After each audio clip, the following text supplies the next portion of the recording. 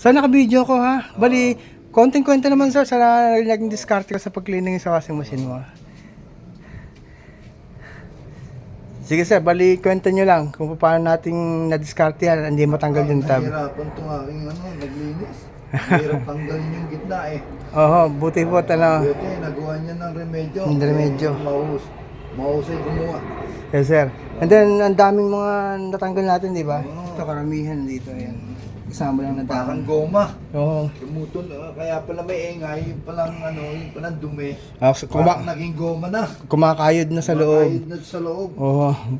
Saka sa marami nga po akong napuntahan na washing machine ganyan din na instead na malinis nung mag-cleaning sana, nasira pa sa pagbabaklas. Yun sir, kaya mabuti ako nakita mo. So, thank you so much po. And then, yun po, yung sa pag-top clean lang po, yan nyo lang. Babaran nyo lang siya ng solusyon para tuluyang matanggal lahat. No? Binabad na namin. Oo nga po. Binabad na. So, initially, para malusaw yung dumi niya. Sir, thank you so much ha. Thank you po, thank you. Ma'am, thank you ha. Marami rin salamat sa iyo. Thank you po, thank you po. Thank you sir. Si ma'am ayaw magpa-video. Thank you po, thank you po. God bless po, God bless.